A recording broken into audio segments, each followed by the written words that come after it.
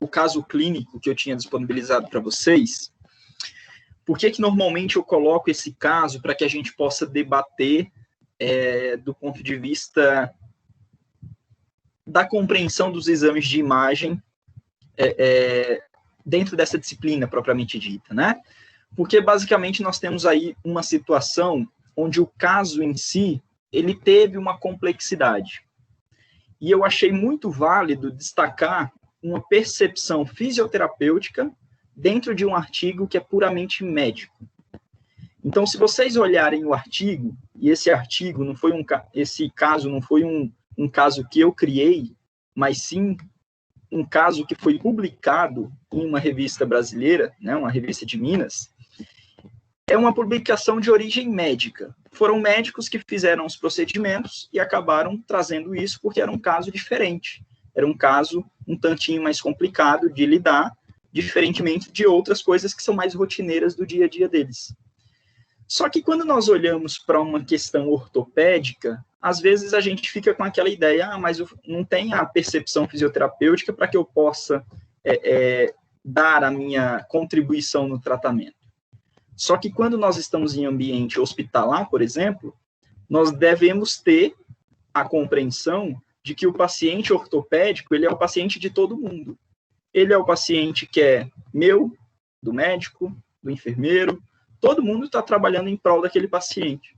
E todo mundo tem que dar a sua visão do ponto de vista da sua intervenção, certo? E eu achei muito válido expor o caso justamente porque é totalmente descrito de forma médica. E aqui nós vamos entrar nas entrelinhas, encaixando a percepção do fisioterapeuta com base na interpretação que nós iremos ter sobre a imagem do paciente. Tá bem? Então, avançando um pouquinho, eu vou começar a relatar o caso e eu espero que vocês possam participar, dando uma opinião de vocês, expondo uma visão que provavelmente vocês já têm como profissionais, né? Então, eu sei que não está tudo aguçado ainda, a maneira de intervir sobre um determinado caso, mas vocês já compreendem muitas coisas relevantes da atuação do fisioterapeuta, que de repente vocês podem transpassar para cá, certo? Então, nós temos um paciente de 25 anos, paciente jovem, né, masculino, de 1,97 m, ou seja, bem alto. E por que eu estou destacando isso?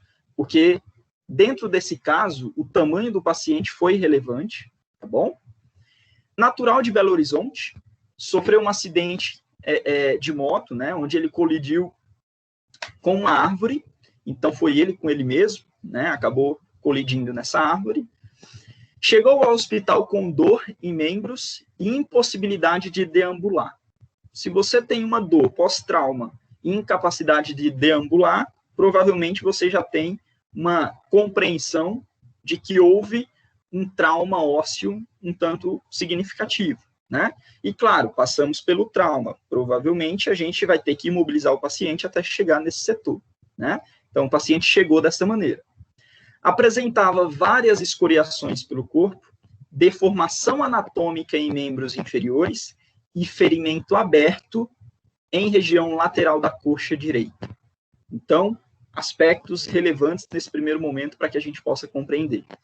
Havia lesão no pé direito, sem alteração da perfusão e preservação de sensibilidade distal e da amplitude de movimento.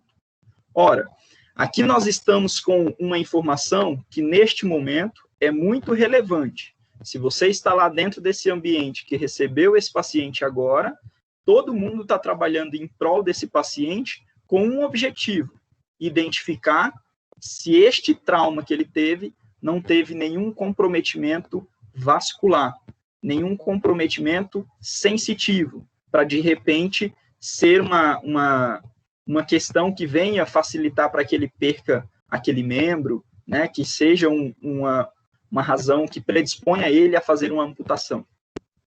Então, quando foi feita essa primeira visualização nesse paciente, né, essa primeira inspeção, foi vista que a perfusão sanguínea estava adequada ainda, por mais que ele tenha passado por um trauma significativo.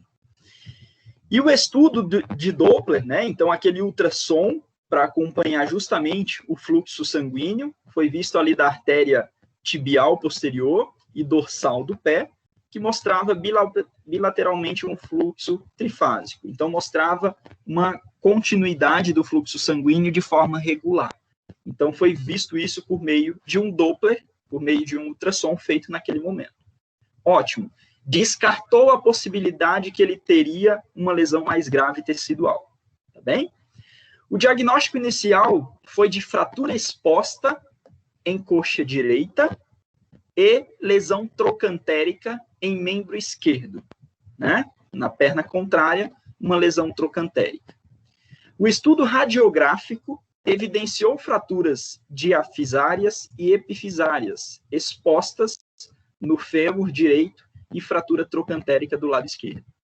Então, ele teve aí uma fratura de um lado e uma fratura do outro, sendo que do lado direito foi algo um tanto mais grave, aparentemente, né? A gente teve uma fratura exposta. Com base nisso, eu faço os primeiros questionamentos, né? Essa é a imagem do paciente, no momento que ele entrou. Eu peço agora para que vocês possam olhar para essa imagem, para essas imagens, e possam me falar qual é a incidência da imagem e o que é que vocês compreendem sobre esse tipo de alteração que aqui está se mostrando. O que é que vocês poderiam comentar? Pensando que aqui nós estamos tendo uma discussão de caso clínico, certo? Ninguém está certo, ninguém está errado, é uma discussão de caso clínico. A gente deve expor nossas opiniões, tá bem? Então, peço para que alguém se manifeste, por gentileza.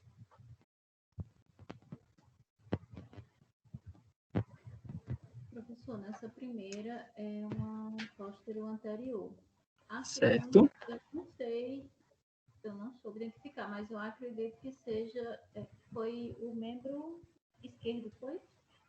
Isso, perdão, do lado que o fêmur ficou dessa forma, foi tudo do lado direito.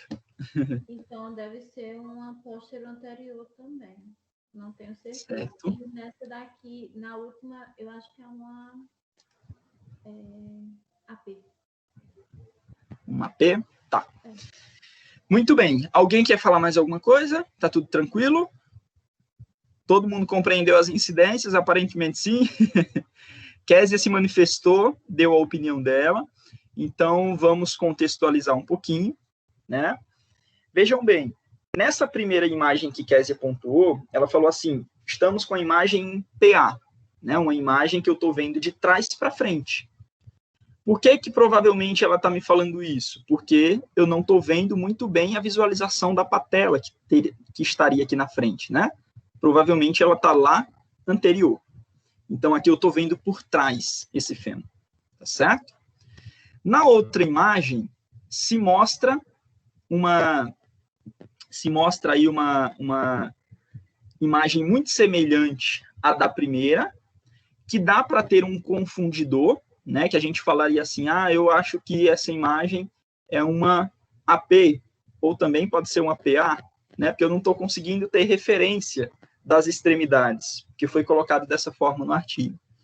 Mas a imagem em si, ela também está em uma visualização em PA. No entanto, ela dá uma sensação modificada. Por quê? Primeiro que eu não estou vendo as extremidades para ter pontos de referências, né? Para ver como é que está o posicionamento do joelho, por exemplo. E nem estou vendo lá em cima para ver como é que está a relação do meu quadril também, para eu me basear, se ele está de frente para mim, se ele está de costas para mim.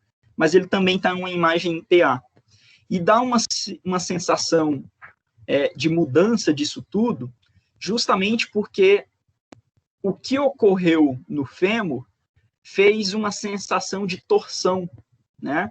Tá tudo esfaixado, né, digamos assim. É como se eu tivesse diversas trabéculas ósseas espículas ósseas que estão o tempo inteiro sendo torcionadas. E dá uma sensação de que tudo isso está meio que girado ao mesmo tempo. Só que o padrão aqui distal de fêmur parece que ele está parado, né? No entanto, o corpo do fêmur ele está um pouco mais distorcido. Mas também nós estamos em uma imagem em PA, tá certo? Na imagem terceira, ela também pode nos confundir de alguma forma, porque nós estamos com um paciente que apresentou uma alteração trocantérica, né? E eu não estou vendo como é que está o posicionamento do joelho, mas também acabo tendo aí uma dimensão de como é que está a disposição desse quadril que possa me nortear de alguma maneira. Este quadril, vocês percebam que está um emaranhado de coisas, que a definição não está tão clara diante dessa imagem, né? Eu não estou vendo muito bem a cabeça do fêmur, eu não estou vendo muito bem o acetábulo e por aí vai. Uma das coisas que eu posso pegar como referência é que vocês podem perceber que, basicamente, os isquios, eles parecem que estão mais anteriores do que o pubis. E o órgão genital, parece que ele está sombreado lá na frente, né? Está um emaranhado de coisas que acabou me dando essa sensação. Além do que, nós sabemos que atrás do acetábulo eu tenho uma barreira óssea maior. E isso me dá uma sensação de que esse fêmur está recoberto lá na frente. Bem? Então, basicamente, eu tenho uma imagem que também está sendo visto o paciente de trás para frente. Só que aí eu ressalvo uma coisa aqui agora. Eu até falei para a Kézia. A fratura transtrocantérica foi do lado esquerdo do paciente, quando na realidade isso foi feito em inversão, né? Nós estamos com a imagem do lado direito desse paciente, porque eu estou vendo ele de trás para frente. Tudo bem? Então, que fique claro aqui para vocês nesse primeiro momento. Certo? Alguém está tentando falar? Perdão. Ninguém? Muito bem. Então, vamos lá. Ambas as imagens, eu estou aqui com percepções de póstero anterior, certo? No entanto, o que vai mudar dentro dessa percepção é a dimensão do problema. Dependendo da região do segmento, eu tive um agravo maior naquela estrutura, né? Então, o que é que acontece? Quando nós estamos vendo essa imagem agora, eu perguntei para vocês, o que é que vocês pensariam sobre o problema que ocorreu? O que é que vocês agora poderiam me falar em relação à gravidade da coisa? Alguém poderia dar uma sugestão?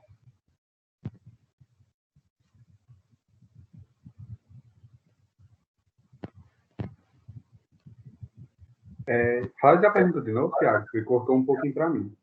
Ah, tá, tranquilo. Vocês olhando para essa imagem agora, vendo essas modificações todas que aconteceram, o que é que vocês compreendem sobre a gravidade do problema? Visualmente falando, eu agora vejo isso e eu tenho uma ideia de que isso tudo aí provocou um dano X, né? O que é que eu espero disso tudo?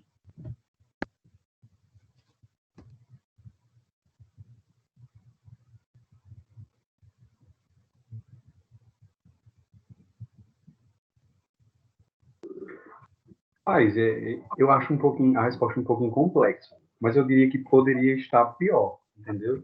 Porque, assim, em uma fratura em diáfise de algum osso, eu acredito que seja um pouco melhor tratada, melhor resolvida, com menores consequências do que uma fratura justamente em uma articulação. Então, por mais que o quadro dele seja grave, eu acredito que poderia piorar e que ele pode ter um bom prognóstico. Claro, a depender também da cirurgia, a depender da parte do nosso tratamento. Só que algumas coisas, meu Deus, não sai a palavra. Mas, assim, algumas consequências a pessoa teria, nesse caso não tivesse um bom tratamento, porque as fraturas pode-se observar que são bem grandes, são bem complicadas de se fazer, mas eu não entendi se é nesse sentido que tu está querendo, ou então se é na intervenção da terapeuta. Não, é isso mesmo. É a sua percepção sobre a qualidade da estrutura agora. Então, você está dando uma opinião. Legal. Tenta agora trazer para mim, Gil, se você conseguir, ou os demais, qual é o grau de complexidade quando você olha para essas duas imagens primeiras e a imagem terceira?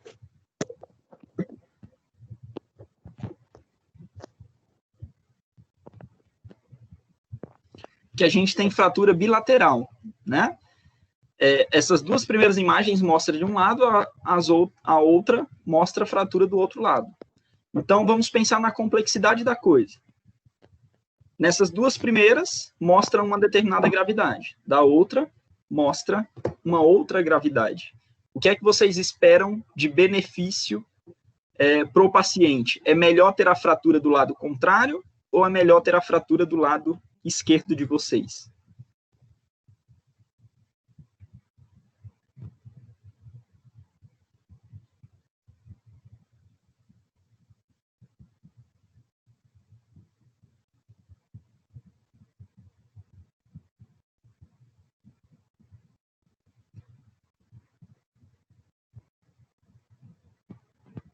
E aí? Assim, né? Como eu te disse, uma fratura mais articular, eu acredito que tenha maiores consequências para o paciente, justamente Certo. por conta da imobilização, entendeu? Aí, a depender da cirurgia, do que seria feito, da intervenção médica, nessas primeiras imagens, eu acredito, talvez eu possa até estar errado, que o prognóstico do paciente seria melhor e que as nossas intervenções, quanto fisioterapêuticas, quanto fisioterapeutas, seriam mais eficazes nesse sentido, entendeu? Justamente por não se tratar propriamente de uma articulação, mas sim de uma parte da diáfise do fêmur. Fêmur? Eu tô boiando. Isso mesmo. É isso mesmo. Legal. Obrigado pela resposta, a resposta coerente. Eu vou avançar agora sobre essa relação e aí a gente vai responder justamente isso, que foi o que eu tinha feito inicialmente para vocês. Quais as vistas, né? Quais as incidências? A gente comentou. O que é uma fratura exposta? Alguém poderia me falar de bate-pronto o que seria uma fratura exposta propriamente dita?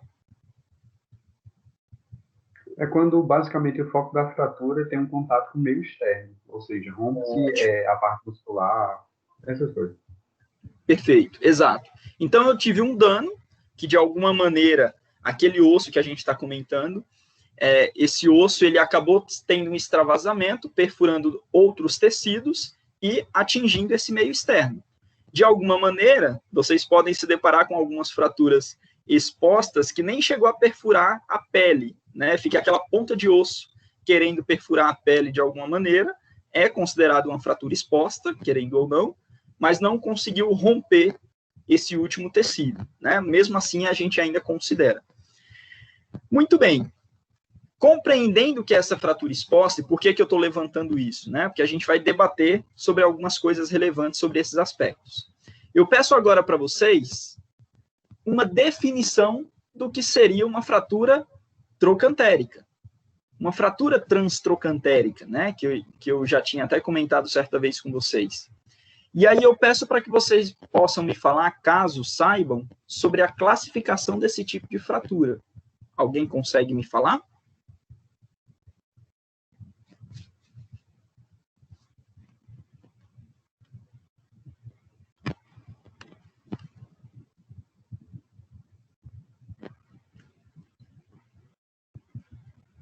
Momento de reflexão. A fratura trocantérica pega... Pode falar, Kiss. Eu não sei explicar direito, não, mas é aquela que pega o trocante. No caso, aí seria o trocante do fêmur. É isso? Isso, exato. Exatamente. Agora, a classificação, eu não sei dizer. Tudo bem. Obrigado. Participou, né? Isso é importante. A ideia é essa. Nós estamos com um tipo de fratura com esse paciente que é conhecido como fratura transtrocantérica. Claro que vocês terão momentos dentro da própria ortopedia falando sobre isso. O nosso foco aqui é entender como que a nossa visualização por meio da imagem pode nos possibilitar essa compreensão, tá certo? Então, uma fratura transtrocantérica é quando eu tenho o acometimento entre um trocante maior e o trocante menor. Então, a fratura ela fica entre os dois trocânteres. E aí eu tenho uma classificação para isso, que eu peço para que vocês me informem se o slide vai chegar aí para vocês, vai sobrepor essa tela.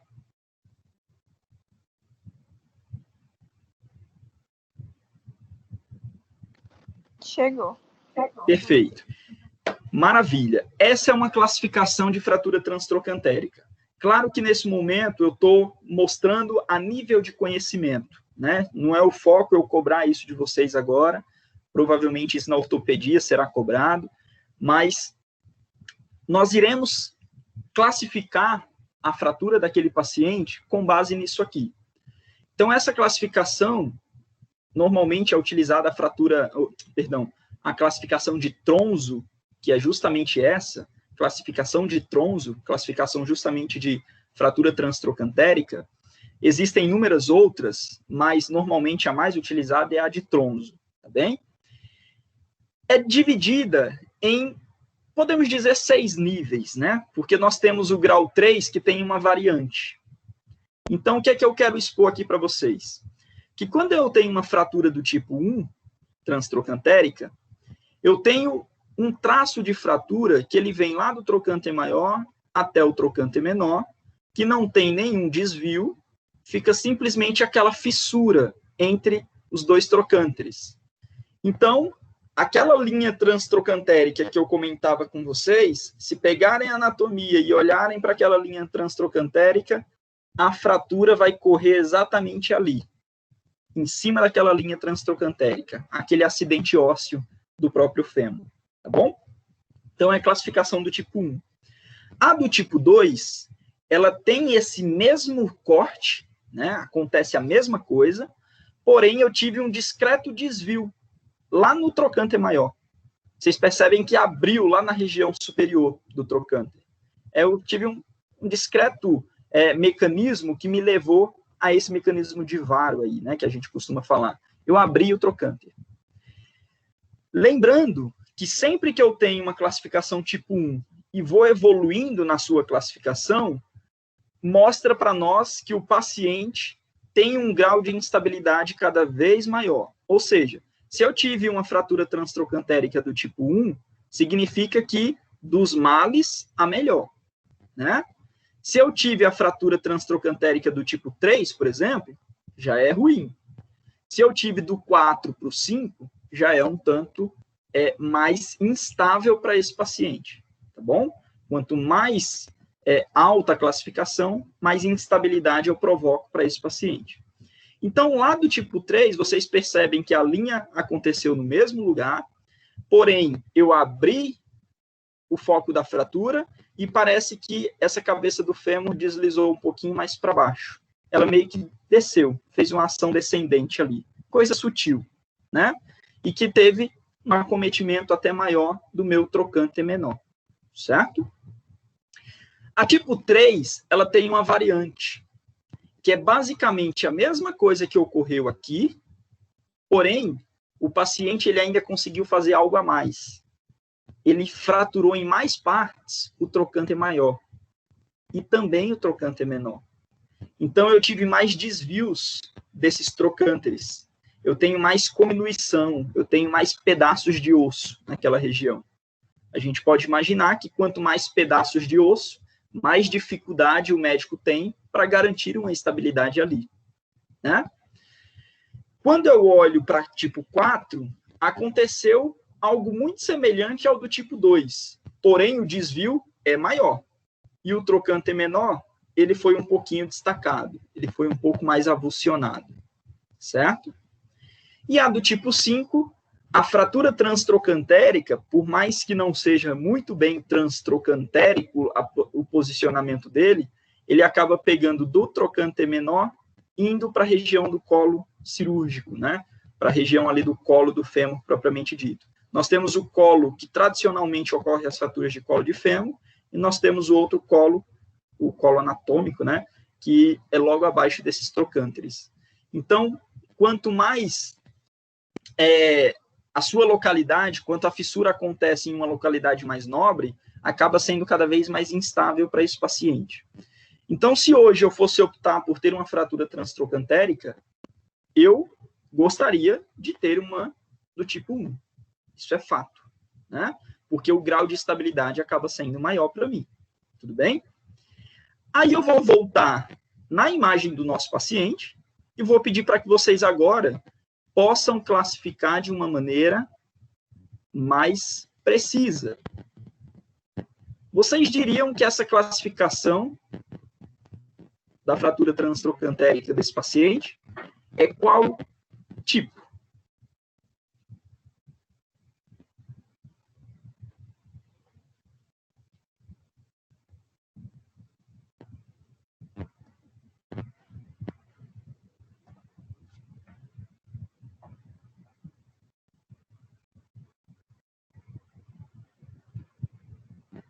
E aí, ninguém arrisca? Rapaz, vai no chute mesmo, viu? Porque eu não tô nem conseguindo identificar direito, mas eu diria que é um tipo 1, porque eu não consigo ver muito distanciamento. Boa! O ponto de partida já é esse. Eu não tenho tanto desvio, né? Então, logo, pensando em uma ordem lógica, se eu não tenho desvio, a probabilidade de ser tipo 1 é muito maior. Então, vamos lá, ó. Vocês devem estar vendo meu mouse passando aí. Vejam que lá em cima do trocante maior, eu tenho uma fissura. E essa fissura, ela vem percorrendo em todo o osso, e ele vem finalizar aqui, ó, nesse finalzinho. Então, vejam, no trocante menor, que está logo aqui abaixo, está saindo a linha de fratura. Então, ela transcorreu entre os dois trocânteres, né? E vocês percebam que é só uma fissura. Então, se eu for classificar o paciente, eu estou com uma fratura do tipo 1 na escala de Tronzo, né? Uma fratura transtrocantérica. Então, veja aqui que eu tenho o tempo inteiro falado para vocês, ó, pessoal, a gente analisa a imagem assim, a gente analisa a imagem assado, só que às vezes a gente quer compreender o nível de comprometimento daquele paciente que a gente está investigando, que a gente está tratando. E a gente tem que entender qual é a gravidade daquele tipo de fratura que ele teve. E a gente tem muitas classificações para isso. E a gente vai tomar conhecimento dessa gravidade a partir do momento que a gente olha a radiografia e compara as fragmentações diante da escala. Se eu tenho um acometimento menor, né, provavelmente eu estou num tipo 1. Então, aqui eu estou com um paciente que sofreu uma fratura transtrocantérica do tipo 1 nesse quadril dele.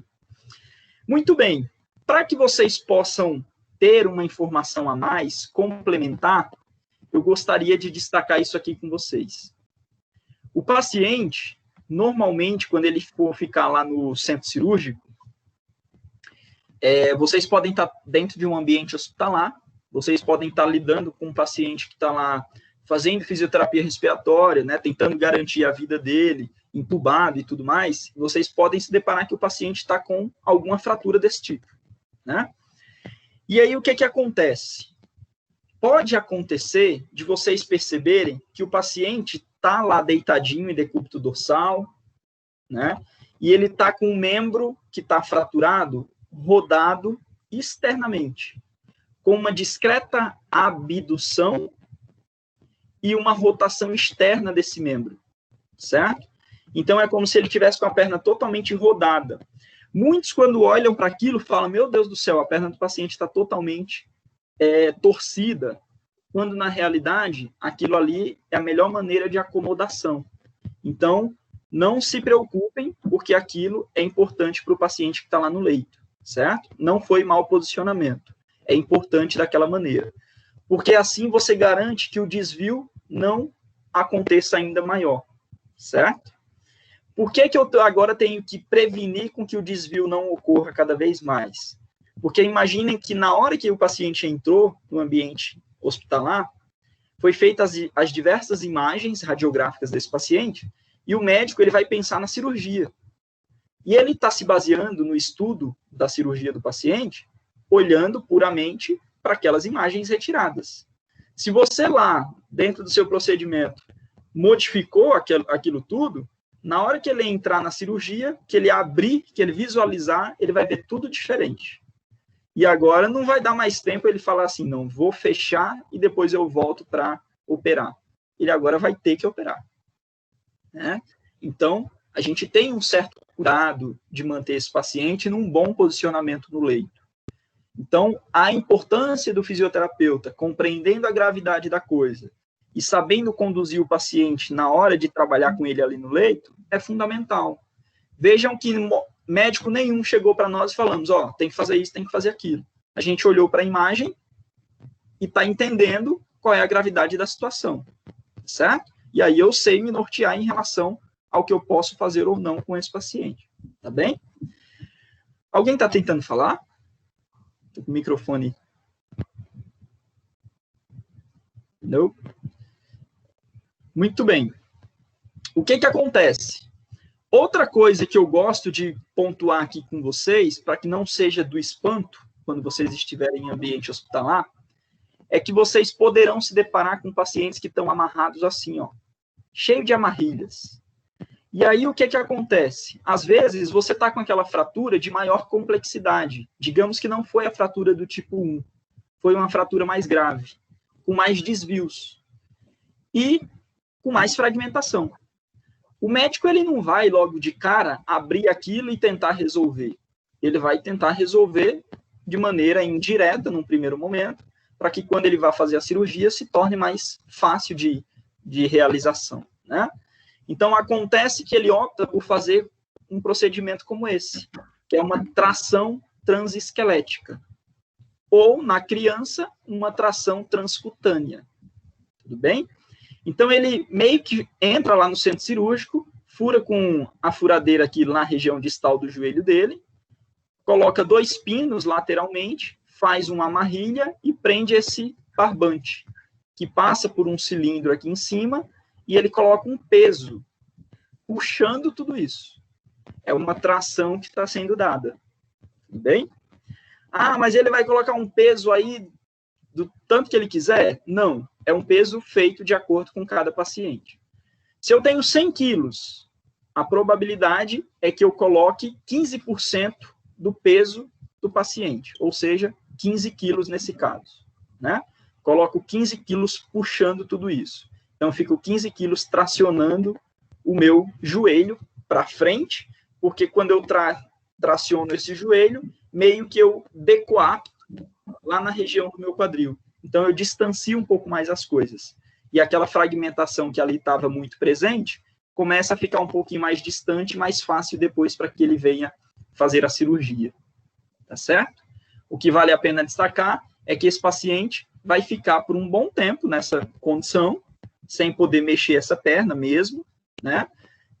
Até que a cirurgia seja definitivamente feita para resolver o problema, certo? Então, eu gosto de pontuar esse tipo de coisa para que fique do aprendizado de vocês. Só que nós estamos vendo que esse paciente, ele teve uma fratura transtrocantérica do tipo 1, ou seja, a menos grave comparado às demais. E aí vai de encontro com o que a gente vai debater agora na sequência, que é o seguinte. Opa. Classificamos o paciente, deixa eu só ver aqui que eu estou vendo que tem um microfone.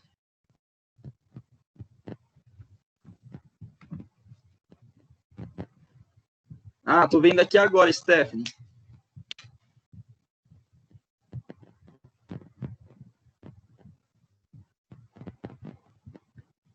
Deixa eu ver.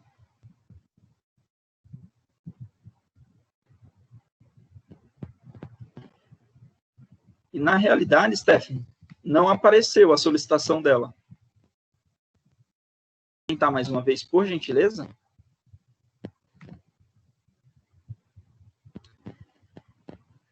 Pois bem. Aí, o que acontece, né? Deixa eu voltar aqui.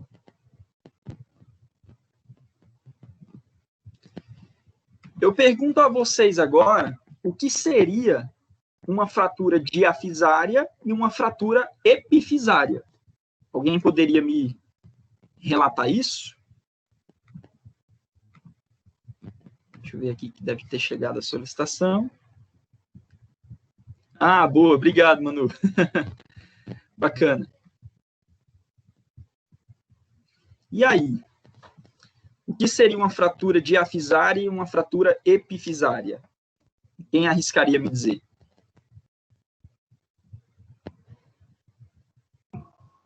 Lá vai no chute de novo, viu? Porque eu não sou muito de certeza, não. Uma fratura epifisária, podemos dizer assim, é na parte mais extrema do osso. Ou seja, justamente na parte em que um osso se articula com o outro. Já uma fratura diafisária é aquela mais localizada na parte medial do osso, entendeu? Uma coisa assim nesse tipo. Sim, bacana. Legal, obrigado pela resposta mais uma vez. Então, vejamos.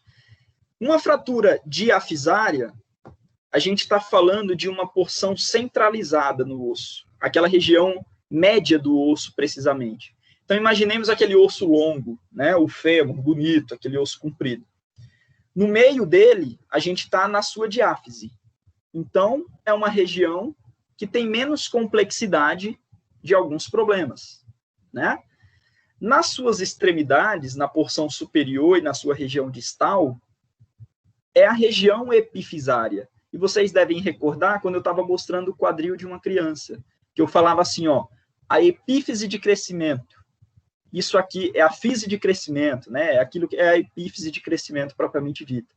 É ali que vai prolongar este osso. Cada vez mais ele vai crescer, aumentando as suas extremidades. E quando eu chego num quadril adulto, fecha as epífises. Mas as suas extremidades são as epífises deste osso longo. Tá bem? Então, o que você falou, Geus, está correto. É isso mesmo.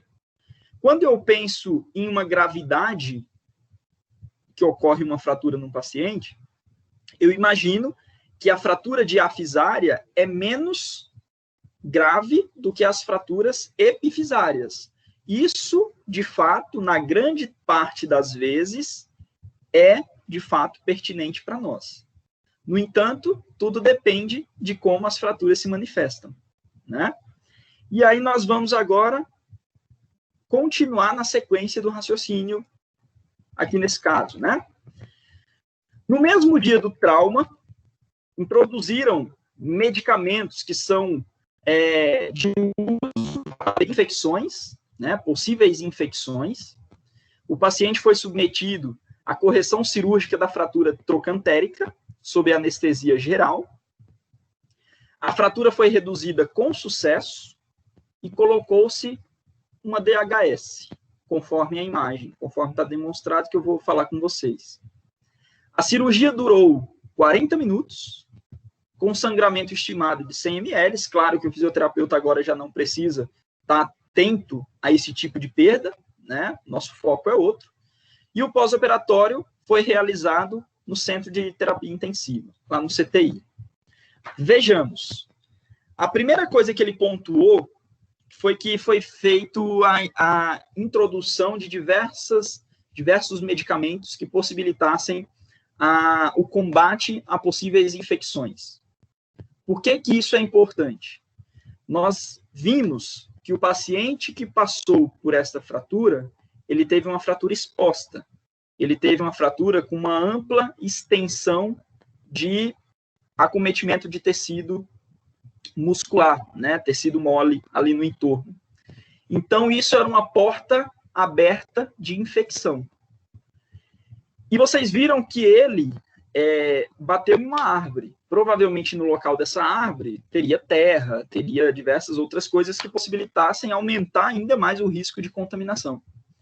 E normalmente fraturas expostas são portas abertas quando esses motociclistas caem de moto e saem deslizando no asfalto, né?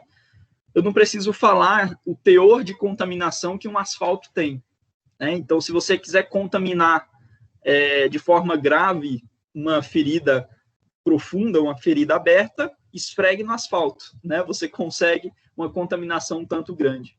Então, isso é sempre um risco. E quando você adentra em um setor como esse, o foco hoje não é a sua fratura. O foco hoje é essa contaminação. Então, tudo que eu fizer para você agora é para garantir a sua vida. E é claro que a equipe médica vai trabalhar em prol disso, administrando medicamentos para isso e por aí vai. Só que o cirurgião, ele já percebeu que a fratura transtrocantérica era a menor dos problemas nesse momento. E não tinha lesão de tecido mole no entorno. Foi a fratura que estava ali contida, sem desvio nenhum. Aí ele falou, poxa, para que eu já avance nas etapas, eu já vou fazer a estabilização do quadril que teve a fratura transtrocantérica. Porque vocês viram que a gravidade do problema estava sendo sempre onde teve fratura da diáfise do fêmur, né? Então, vejamos, o médico foi lá e fez uma cirurgia colocando uma DHS, que é uma placa específica para isso. É justamente essa plaquinha aqui. Vejam que agora nós temos um material de síntese que está introduzido no local da fratura. Então, ele entrou, fez um furo entre toda a região transtrocantérica, chegando até a cabeça do fêmur, produziu essa placa que é angulada dessa maneira e travou com parafusos logo aqui abaixo. Ou seja, está estabilizada essa fratura transtrocantérica. Já não tem risco algum aqui, certo?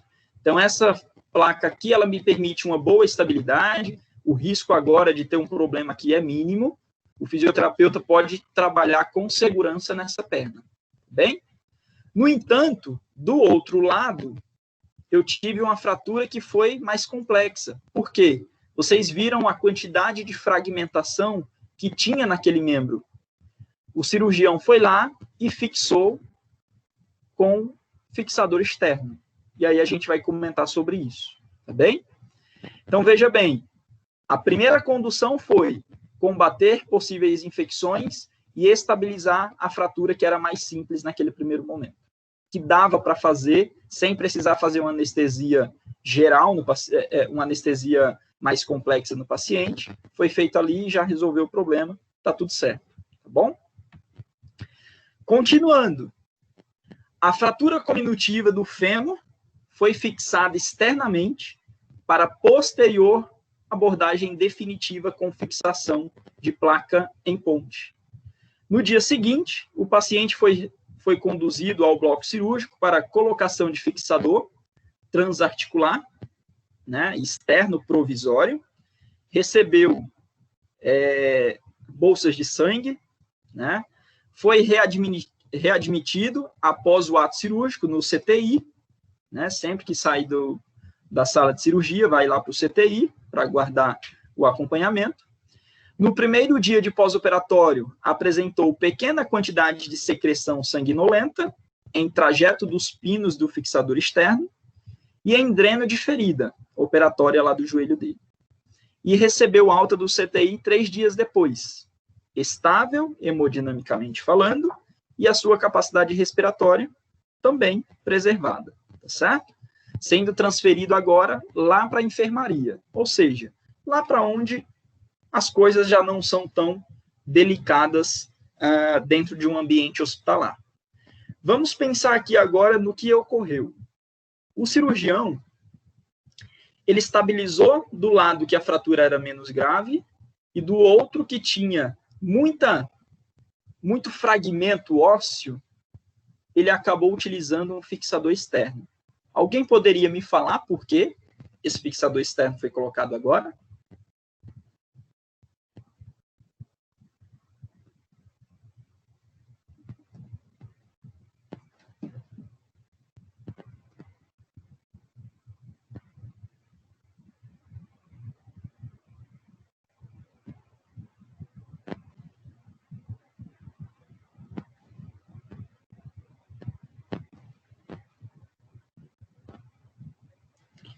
E aí, ninguém?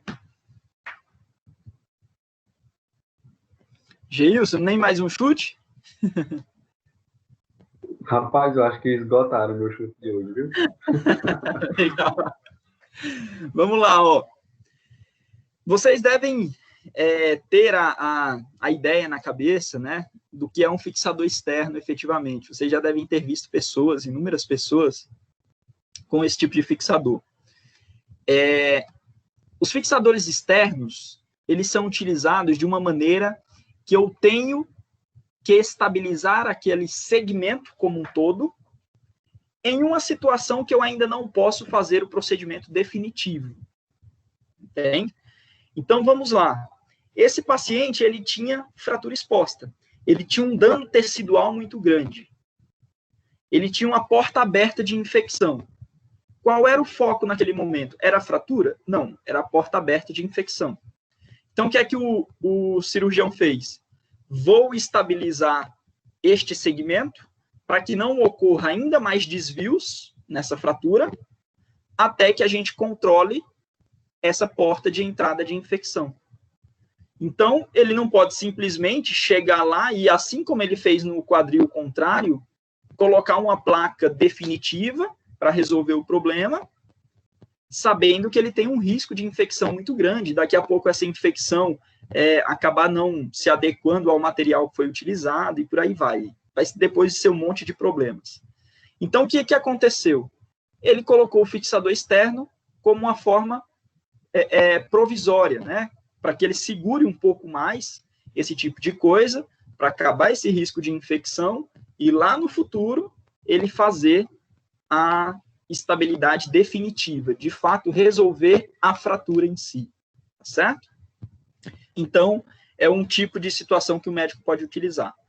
O fixador externo também pode ser utilizado para, de repente, teve uma fratura, perdeu o comprimento do osso, e aí o médico ele precisa tentar arrumar um meio ali de garantir o comprimento desse osso, ele acaba fazendo o enxerto ósseo de um outro local, pega um pedacinho de osso de um outro local e coloca onde perdeu, para garantir o tamanho daquele osso que estava em menor tamanho, e ali ele coloca o fixador externo, que é para ficar segurando aquilo, né? Para não correr o risco de repente, o enxerto se perder no local dessa fratura. Então, ali o paciente fica, talvez, 1 ano, 2 anos, 3 anos, 4 anos com esse fixador externo, para esperar essa consolidação acontecer de maneira mais efetiva. Claro que isso é informação a nível de conhecimento mesmo, não é algo que eu venho cobrar aqui de vocês, mas que vocês possam entender que a gente deve ter uma percepção dos riscos que ocorrem com o paciente quando a gente não consegue compreender o que se passou de lesão naquele momento, né? Então, o paciente passou por isso aí agora, que era a maneira mais coerente de ser seguida. Então, ele fez o fixador externo, estabilizou lá aquele segmento, não corre o risco de repente, desviar a fragmentação. Vamos controlar essa porta aberta de infecção. Quando tudo isso se resolver, lá na frente, a gente acaba fazendo a cirurgia definitiva.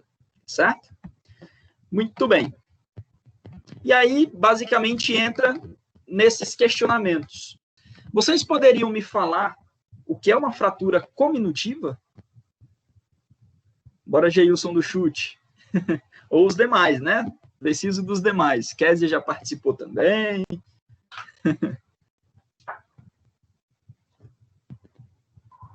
Rapaz, eu diria que Eita, pera.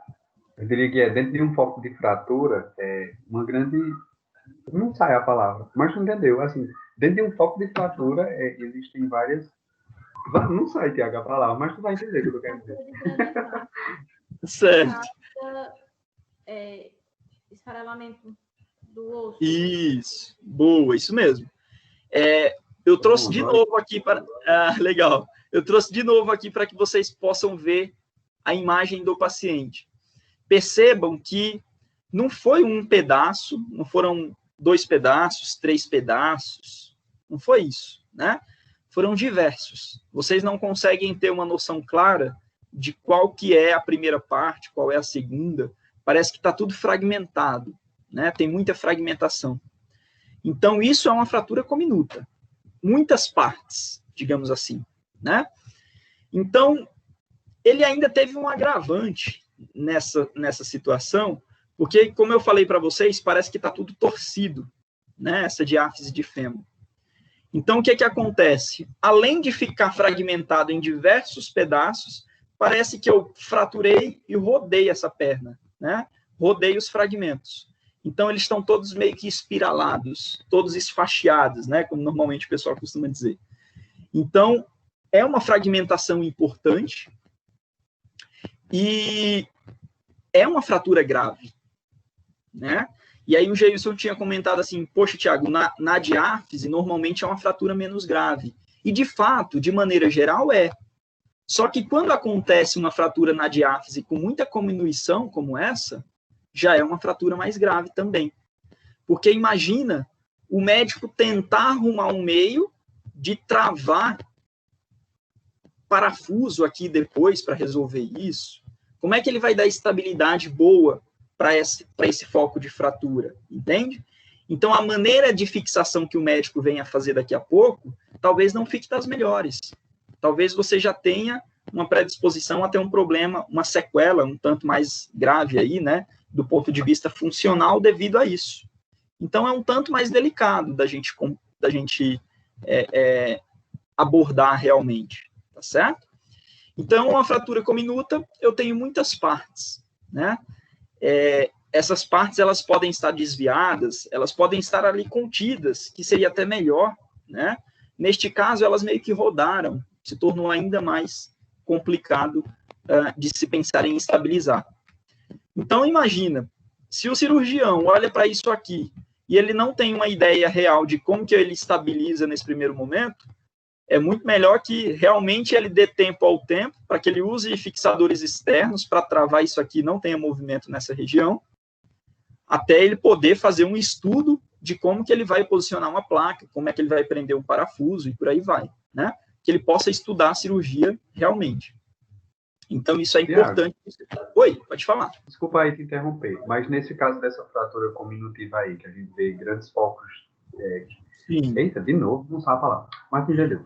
Pronto. Nesse caso aí, seria indicado uma tomografia para avaliar melhor a condição e saber direito por onde que o médico iria tratar, por onde ia começar, como realizaria o tratamento? Boa colocação. Normalmente, o cirurgião, quando ele está pensando em fazer um procedimento cirúrgico no paciente ortopédico, ele olha dois tipos de imagem. Ele olha a radiografia, que para ele é a primeira visão, é o que seria ali o principal, porque ele está tendo a compreensão do osso realmente, e ele poderia solicitar, ali dentro daquele ambiente, para que se fizesse uma tomografia óssea mesmo. Em alguns laboratórios, em alguns hospitais, eles já conseguem fazer a tomografia 3D, que isso tem facilitado muito mais a percepção do médico quando ele está estudando a fratura. Então, ele consegue, na hora que o resultado sai, imaginem que essa imagem está aqui na tela do computador, vocês estão visualizando ela, e aí eles jogam lá todas as imagens que foram feitas, mostram as radiografias, mostram as imagens da tomografia clássica, e aí eles colocam os resultados das tomografias 3D. E a 3D, você vai girando com o mouse e vai fazendo uma visualização em todo o entorno dessa fragmentação, entende?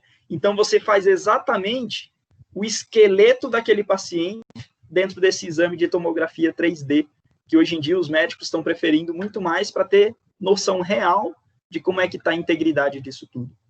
Então, qual é o primeiro exame de escolha? A radiografia, né? Isso é clássico. Qual é o segundo exame que ele pode utilizar para contribuir melhor na sua percepção do estudo da cirurgia? A tomografia.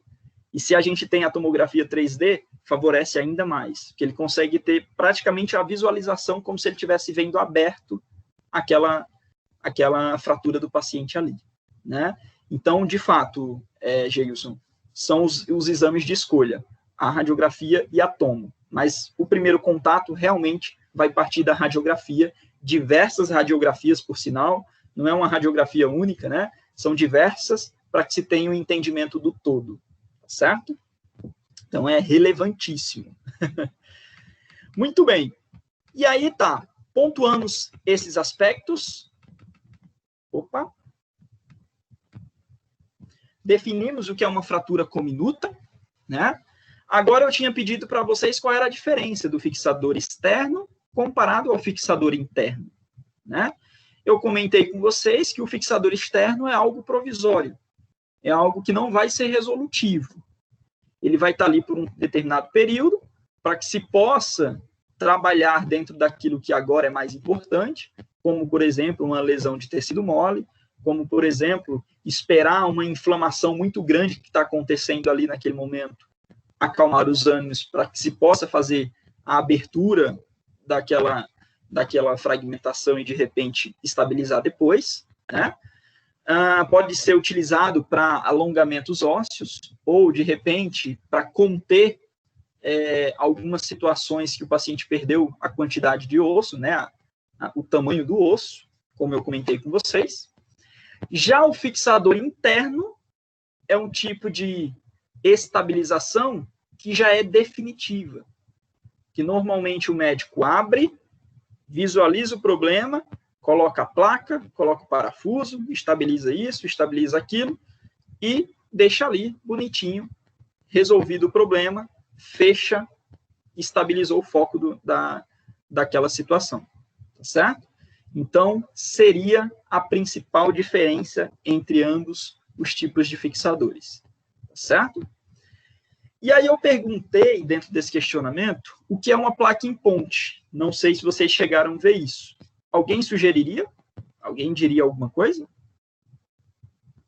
Que é uma placa em ponte? Eu coloquei essa porque está descrita no artigo e também porque é uma das mais clássicas, tá bom?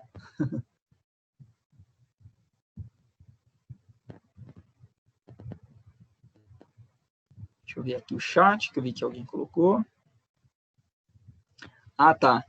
Achava que era o oposto. E aí?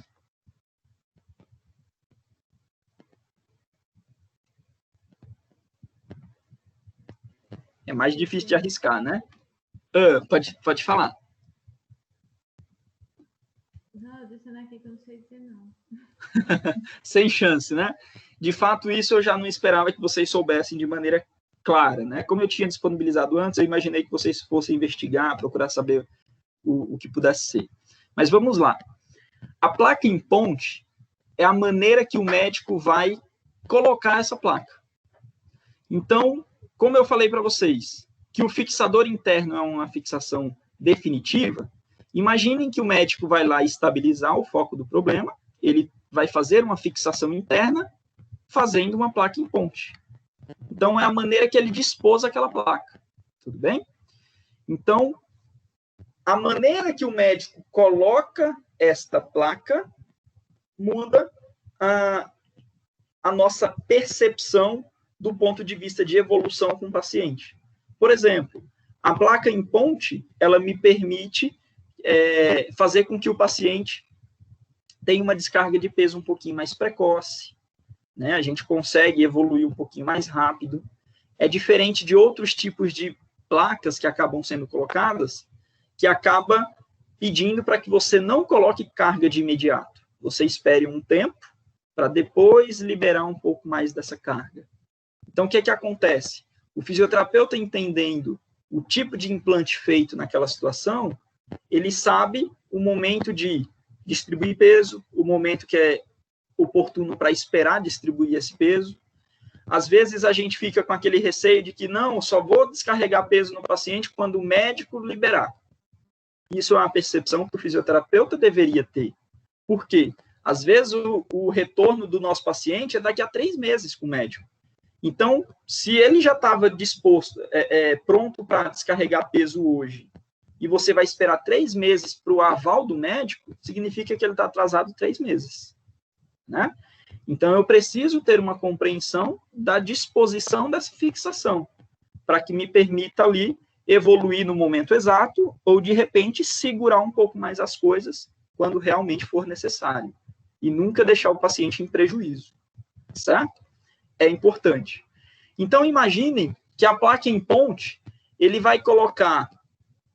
eu vou usar aqui esse slide, vai ficar mais fácil. Deixa eu ampliar aqui, né? Deixa eu pegar aqui... Vou ampliar. Eu vou simular como que seria uma placa em ponte.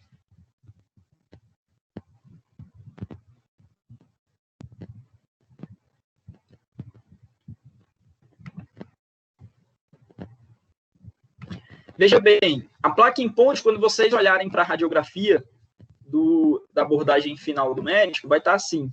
Imaginemos esse osso aqui. Eita, que osso mal feito, hein? O mouse não deixa eu ser preciso, né? Imaginem que o foco da fratura é aqui, certo? Nesse meio. E a placa em ponte, ela vai fazer assim, ó. Ele vai colocar uma placa na lateral deste osso. Ele vai escolher a placa que melhor se molda aqui para essa região. Tudo bem? E essas pontas dessa placa vai transpassar o foco da fratura, então ela vai ficar sempre mais distante da fratura. E aí ele vai colocar um parafuso travando essa placa aqui, um parafuso ou mais parafusos, pode ser também, né? E depois ele vai colocar outros parafusos aqui, para dar estabilidade nas periferias dessa placa. Entende? Então, o que é que acontece? No meio, a fratura fica livre. Então, eu fiz uma ponte em cima dessa fratura. Por que que ele acaba fazendo isso? Porque ele acredita que aqui, essa fratura, ela tem como ser resolvida por meio desse tipo de fixação. Porque quando a gente estiver reabilitando o paciente, que o paciente estiver descarregando peso devagarzinho, né? Sentindo ali a segurança de impor carga, ou fazendo os nossos exercícios dentro da fisioterapia, estimulando musculatura e tudo mais, sempre que a gente transmitir energia nesse osso, vocês já estão carecas de saber comigo, que o osso se excita com energia sendo passada por ele, né? Então, se eu tenho tensão sendo dada naquela estrutura óssea, eu tenho excitação de células ósseas. Então, imagina que a carga que eu estou dando nesse osso, ela está sendo transpassada, ela passa por essa placa, ela meio que gera microvibrações, digamos assim. Essas vibrações vão gerando excitações nessa região do foco da fratura. E ali começa o processo de reparo daquela região que está fraturada. E cria aquele calo ósseo, né? Cria aquela região de consolidação efetiva, certo? Então, veja bem, a placa me favorecia até para jogar um pouquinho de peso, um pouquinho de carga em cima do membro. E é até bacana que eu faça isso, porque eu excito, né? Eu faço com que essas vibrações favoreçam a produção de osso. Imagina você estar lá com essa placa, o fisioterapeuta não compreende que ela possibilita isso, e aí o retorno com o médico é daqui a 3 meses, e você lá na fisioterapia está fazendo o quê? Choquinho, liberação miofascial, tentando movimentar um pouquinho a perna do paciente, dando muletas para ele, falando que ele não pode tirar aquela muleta por nada, e daqui a 3 meses ele vai ver o médico fala, poxa, você ainda está assim. Claro, a gente não conseguiu avançar no momento que realmente era para estar acontecendo. Então, ele está em prejuízo funcional, né? Então, se eu vejo para um procedimento que o médico fez e me permite uma evolução, eu vou fazer de acordo com o procedimento que foi feito. Por isso que eu falo que o fisioterapeuta, ele tem que ter uma compreensão do que a fisioterapia faz, um pouquinho do que o médico faz, um pouquinho do que o psicólogo faz, do que o enfermeiro faz, que a gente agrega dentro da nossa reabilitação, né? A gente consegue uma melhor evolução do nosso paciente. Então, vejam que é um tanto bacana de se trabalhar. Por sinal, eu vejo que essa ideia ainda é pouco colocada dentro do nosso hospital regional aqui, né? A gente poderia estar lá inserido, poderia estar olhando para esses aspectos, favorecendo uma melhor evolução do paciente que está lá hoje, né, que passou pelo procedimento, e o fisioterapeuta simplesmente está indo lá posicionar ele apenas, e por aí vai. Então, muitas vezes, ele já sai do ambiente com uma série de complicaçõezinhas que já poderiam ter sido interferidas logo de imediato, quando ele saiu do centro cirúrgico, né?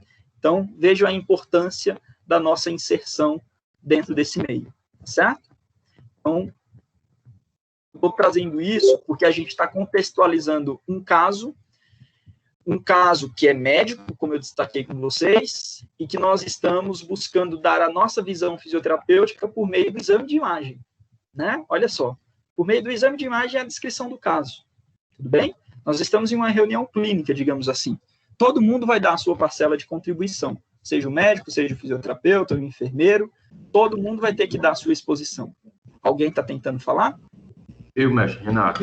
Pode falar, Renato. Eu acompanho um casal de idosos Uhum. há um tempo, certo? Certo. Aí, com essa pandemia, eles ficaram sem fazer atividade física nenhuma, ou seja, eles ficaram 6 meses sem Certo. atividade física nenhuma.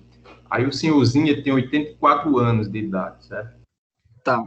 E tem o quê? Uns 15 dias que eu voltei a dar aula para eles, e ele tava, na verdade, ele não relatou para mim. Eu sempre pergunto, mas não relatou para mim. Ele estava sentindo um desconfortinho no joelho, mas provavelmente não era algo muito grave, né? Pouco grave, porque ele não comentou nada. E ele sempre comenta quando ele sente alguma coisa. Uhum. E ele vai para São Paulo para uns exames de rotina que ele vai anualmente. Todo ano ele vai. Tá. Aí ele voltou agora dizendo para mim que o médico falou que ele não era para fazer mais caminhada. Ele é evitar fazer caminhada. Ele diz, o que é que faz isso daí? O problema dele é simplesmente o joelho? Basicamente isso. Ele tem uma marcha consideravelmente boa, ele é durinho, não tem problema nenhum, sabe? Mas Sei. ele disse que é tipo só um desconforto que não incomoda muito. É alguma coisa, é só uma coisa pontual, que uma vez ou outra aparece, quando ele faz muito esforço, fica muito tempo em pé, porque ele é muito ativo, sabe? Ele só tem a cavalo, ele vai às fazendas dele, ele afronta muito, entende? Aí ele evitasse fazer caminhada, parasse de fazer caminhada. Não, de maneira nenhuma. Ele tem que se manter ativo, realmente. Ele tem que se manter dentro de uma condição que possibilite melhor qualidade de vida para ele. Se ele fizer isso aí, provavelmente vai só piorar o quadro. Então, como você falou, ele sente desconforto de maneira pontual quando ele faz um período de esforço a mais. Então, provavelmente, é ao esforço, e não é o estilo de vida natural. Ele deve fazer a caminhada dentro de uma condição que ele se mantenha dentro da sua capacidade funcional realmente. Agora, claro, 80 e tantos anos, né, já tem um grau de acometimento um pouco maior, já não é uma pessoa jovem. Então, provavelmente, como você falou, ele anda a cavalo, ele faz isso, ele faz aquilo, ele tem um nível de exigência que não é tão compatível com a sociedade, né? Então, esse talvez seja o grande vilão, né? Que ele sempre dá algo muito além daquilo que ele tem condição hoje. E aí ele pode gerar uma sensibilização de alguma forma. Mas parar, pelo amor de Deus. Se fizer isso, é a mesma coisa de assassinar ele. Entendeu? Eu não sei não sei porque o médico foi por essa linha, né? Não sei se ele tem exames que mostrem algo que implique realmente, mas creio eu que não. Que é muito sutil pelo que você está falando. É algo que ele não reclama diariamente e nas atividades que a gente exerce na academia. Pois é, não, então, tranquilo.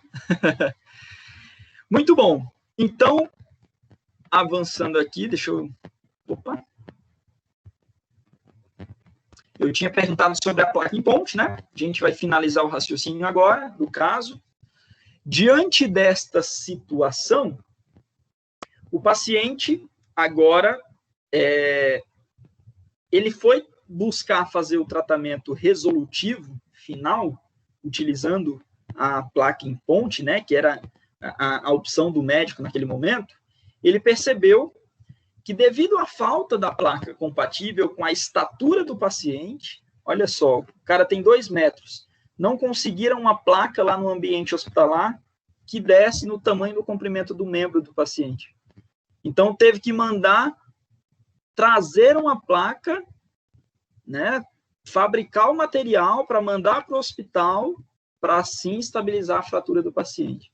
Olha só o problemão que acabou tendo por conta de uma coisa um tanto boba, né, digamos assim, mas que normalmente acontece. Para vocês terem ideia, no setor que eu passei muito tempo, né, a gente tinha pacientes que tinham fraturas lá de quadril, fraturas, seja lá do que fosse, e às vezes marcava a cirurgia da senhora era no final de semana. Então, da sexta para o sábado já entrava em jejum, aquela coisa toda. No dia, faltava material. Ou no dia, o fabricante não entregou o material, ou no dia tinha o material, mas aconteceu uma emergência, toda a equipe médica estava voltada para aquilo, tinha que acabar com as cirurgias eletivas naquele final de semana. E hoje eu via pacientes com a fratura lá, 3 meses, 4 meses esperando por essa cirurgia. Então veja que no ambiente SUS, né, digamos assim, acaba tendo todas essas questões que acabam implicando muito na evolução do paciente. E aqui eu pontuei justamente a quantidade de dias. Vejam que foi colocado que o paciente ficou mais 21 dias, além do que ele já passou, esperando para que essa placa pudesse chegar. Né? Então, 21 dias a mais lá no leito, parado, sem fazer tanta atividade. E aí é onde entra o fisioterapeuta e fala assim, poxa, o cara já está aqui há tanto tempo, a fratura do lado contrário, né, transtrocantérica, foi estabilizada desde o primeiro dia. Então, aquela perna eu já poderia estar trabalhando de maneira bem intensa pelo tempo que ele está lá, né, digamos assim. Membro superior está livre, tronco está livre. Né? Do lado que teve essa fratura cominuta, eu tenho que manter todo o padrão de exercícios metabólicos e tudo mais, prevenir tromboembolismo, aquelas coisas todas, né? Mas, de maneira geral, eu tenho que estar trabalhando com esse paciente. Imagina você simplesmente esperar um médico resolver tudo para depois ir começar a tratar o paciente. Imagine o prejuízo que ele vai ter depois. Então, o fisioterapeuta tem que estar lá dentro. Não tenho dúvidas disso, certo? O tratamento definitivo foi realizado sob anestesia peridural, com o membro tracionado. Vocês lembram que eu mostrei a imagem de uma tração transesquelética?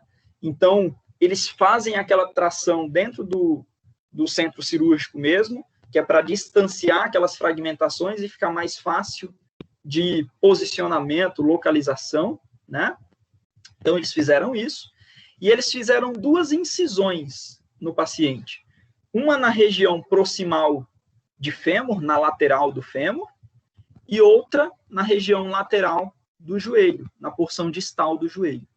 E, consequentemente, por estas 2 incisões, eles colocaram a placa por dentro, né, passando por toda a lateral do fêmur e travaram nas suas extremidades, como eu comentei com vocês por meio do desenho. Então, com isso, eles conseguiram gerar a estabilização, porém, com uma placa que não foi a plaquinha convencional utilizada, tiveram que mandar confeccionar uma placa para o próprio paciente, né? Isso foi um implicador. E o paciente permaneceu imobilizado com o joelho em flexão de 90 graus por 48 horas. Eis a minha pergunta. Por que eles posicionaram o paciente 48 horas com essa flexão de joelho a 90? Alguém arriscaria?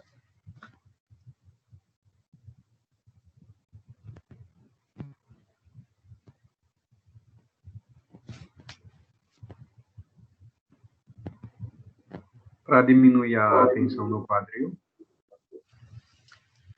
Porque, por exemplo, o reto femoral, ele atua em 2 articulações, tanto na do quadril como na do joelho. Então, o joelho estendido, ele poderia dar uma certa tensão no quadril, entendeu? Minha lógica é isso. Uhum. Entendo. O que acontece, Geilson, eu entendo perfeitamente o seu ponto de vista agora. No entanto, ele ainda não seria o tão agravante possível aqui. O problema é que, para que eles posicionassem essa placa em ponte, eles tiveram que colocar uma placa muito longa e que até na região quase final do fêmur, aqui próximo do joelho. E aí eles, vou até colocar aqui, né? Se vocês puderem ver, ó, a incisão que foi feita na lateral da perna, ó a placa que está entrando. Ó. Ela está indo até lá em cima, vai ser travada aqui em cima, e aqui embaixo ela vai ser travada, colocando esse pino com um parafuso dentro desse outro pino aqui, entendeu? Então, está muito próximo do joelho. Normalmente, quando é necessário fazer esse tipo de procedimento, eu acabei envolvendo tanto a articulação do joelho, dentro dessa situação toda, quanto a própria qualidade do fêmur, né, que a gente sabe que está toda cominuta aqui. Então, o que é que acontece?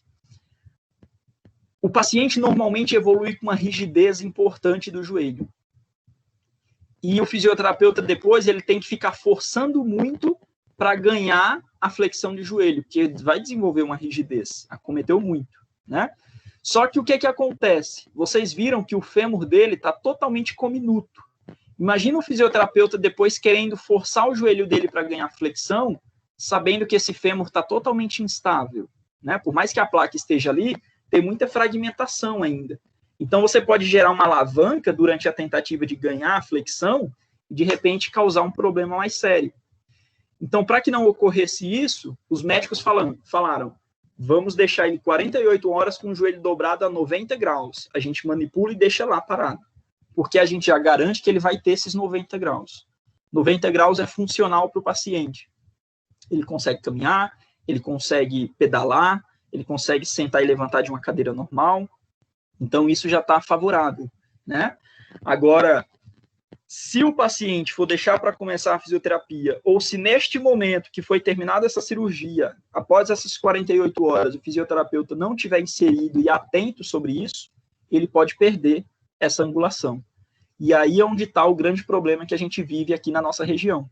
Os pacientes ficam muito tempo acamados, sem serem assistidos. Quando eles procuram nós, já tem muito tempo, já tem a rigidez instaurada naquela articulação, e a gente tem que dar a vida e fazer ele sofrer um pouco mais para conseguir ter um ganho, né, muitas vezes. E talvez, né, na grande parte dos casos, com essa rigidez, com esse tipo de procedimento, talvez você não consiga reverter mais essa rigidez, né? Então é algo um tanto complicado. Por isso que eu falo sempre, o fisioterapeuta tem que estar desde o primeiro dia e fazendo coisas que realmente contribuem, não é ficar olhando para o paciente, né? E falando, vou posicionar ele para ele ter melhor conforto. É trabalhar em cima do paciente de maneira que, de fato, contribua, certo? Então, Gilson, nesse caso, foi pensando já no fisioterapeuta. Vamos manter 48 horas de flexão desse joelho para que não corra o risco de repente, ele ficar com uma redução gigantesca de flexão, 30 graus, 20 graus, e o fisioterapeuta ter que ficar forçando aqui, sabendo que o grau de instabilidade aqui é muito grande, né? Por mais que ele esteja fazendo um bom procedimento cirúrgico, a fratura em si já não permite uma grande estabilização. Então, é um risco, né? Então, ele já pensou do lado do fisioterapeuta nesse aspecto. Ele pontua isso no artigo? Não. Ele está pontuando uma coisa que, se o fisioterapeuta tiver inserido aí, ele vai entender que é para justamente aquilo, né? Então, é uma maneira intencional de atingir esse lado do fisioterapeuta mesmo, pensando na melhor evolução do paciente. A cirurgia, no fim das contas, não teve nenhuma intercorrência.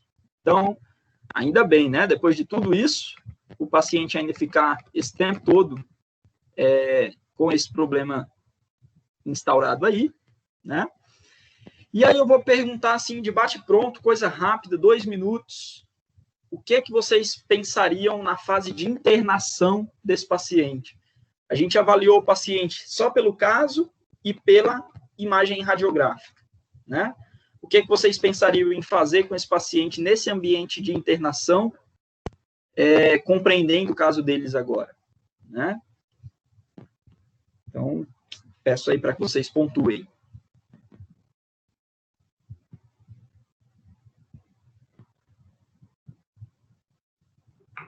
Rapaz, a princípio eu tentaria diminuir os prejuízos funcionais que ele poderia ter, tanto durante a internação, como também depois.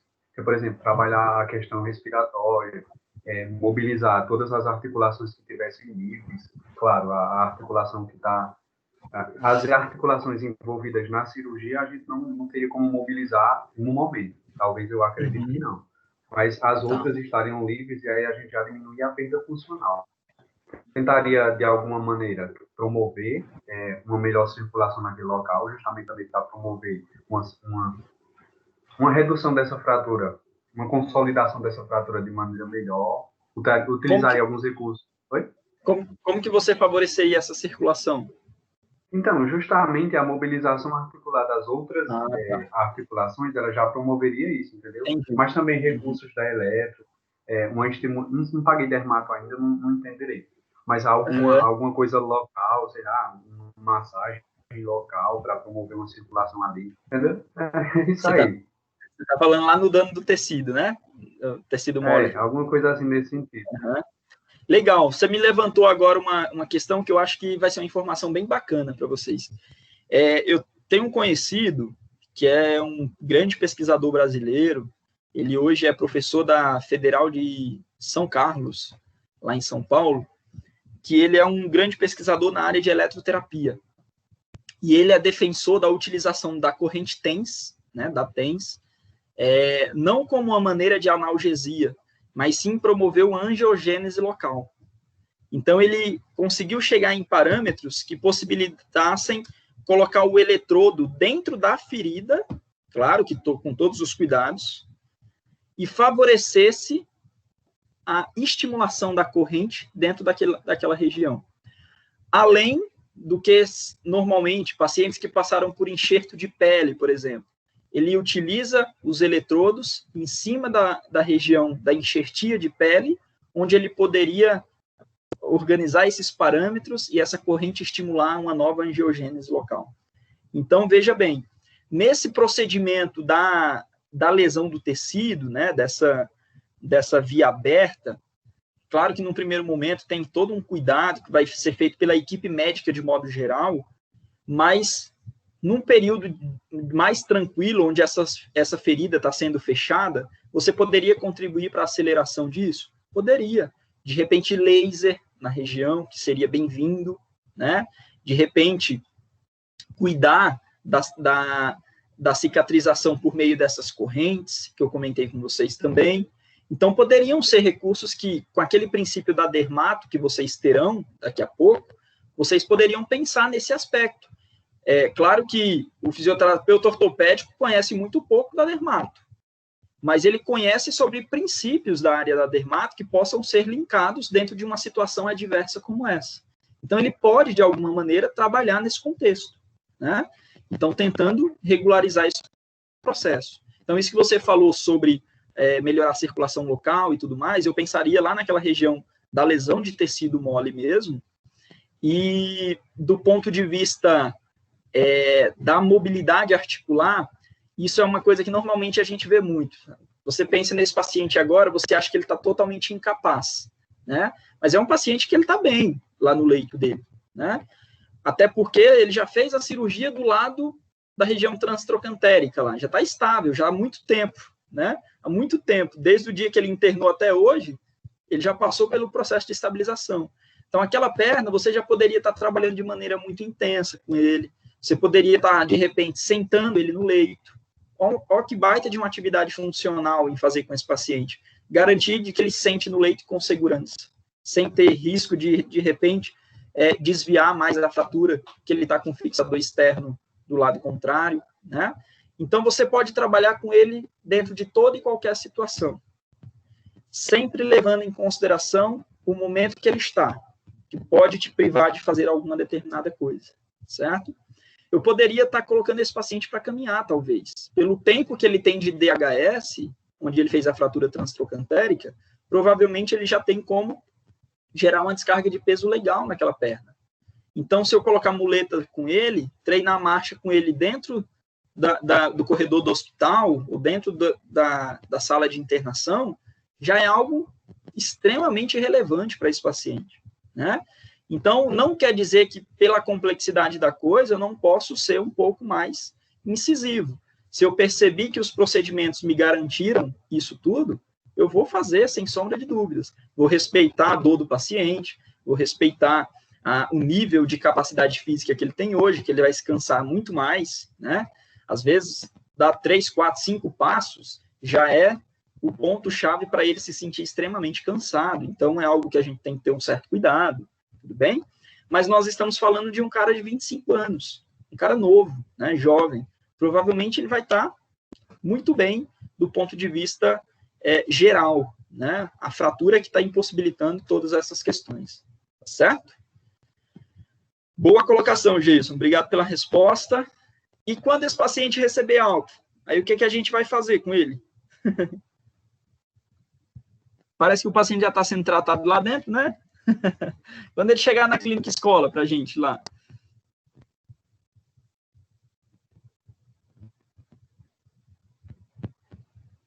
fortalecimento. Aí a gente vai ser mais incisivo, né? Pegar a força. De repente, a gente vai estar olhando com mais carinho sobre as restrições articulares que possa ter acontecido dentro desses procedimentos, dando mais ênfase para aumentar essas amplitudes, recrutando melhor esses músculos, fazendo atividades mais elaboradas para isso. Vocês não comentaram comigo sobre isso aqui, ó. Imaginem que o médico fez uma incisão na lateral da coxa.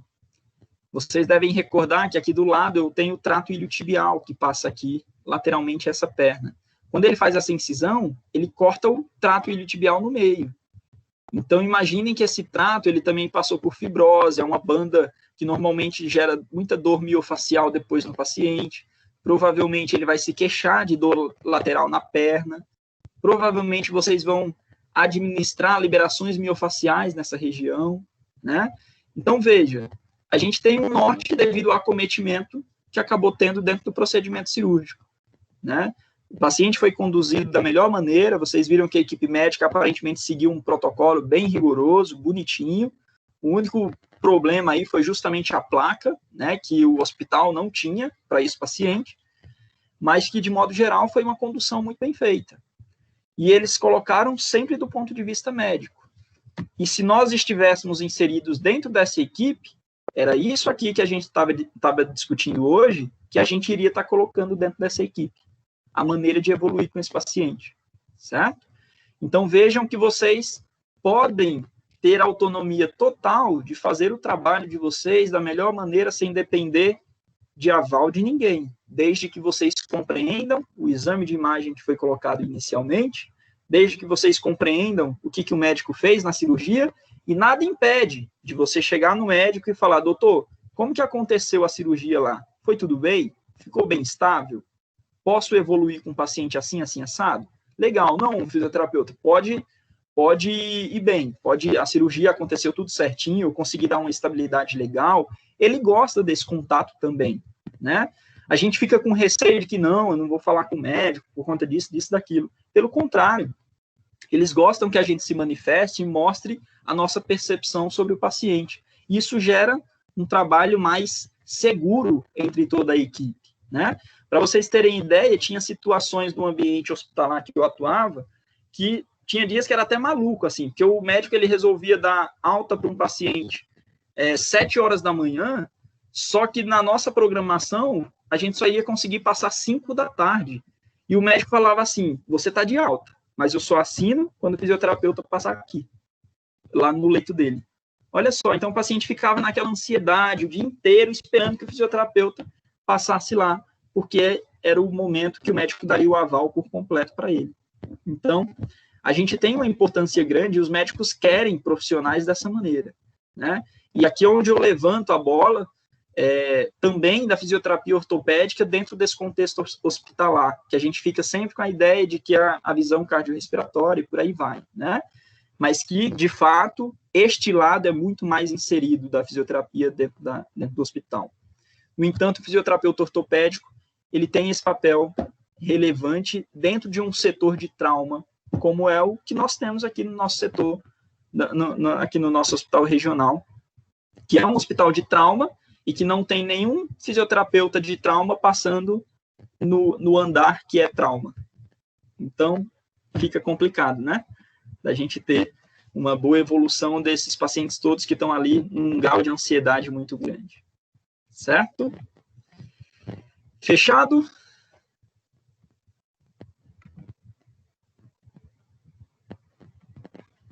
Muito bom. Me estendi aí alguns minutinhos, devido aos prejuízos que tivemos, mas eu espero que esse debate que nós tivemos aqui hoje sirva como uma percepção, uma luz de como que normalmente a gente acaba administrando a visualização dos exames, né? Para que não fique aquela coisa muito ortopédica sempre, lesões degenerativas e coisa e tal, e que a gente não se atente a situações de trauma também, que é extremamente relevante a nossa percepção dentro desse contexto, certo?